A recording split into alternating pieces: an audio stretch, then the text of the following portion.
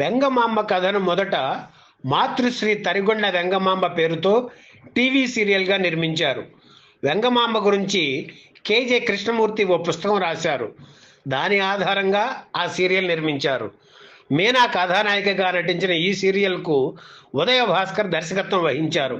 2008లో శ్రీ వెంకటేశ్వర భక్తి ఛానల్లో ఈ సీరియల్ టెలికాస్ట్ అయింది.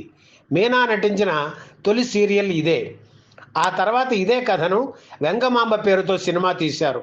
ఇందులోనూ మీనా నటించారు.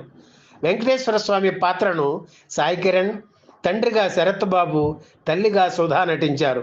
ఈ చిత్రంలో అన్నమయ్యగా నాగార్జున కూడా కనిపిస్తారు. సినిమాకు కూడా ఉదయ భాస్కర్ దర్శకత్వం వహించారు. కీరవాణి సంగీతం ఈ చిత్రానికి ప్రధాన బలం.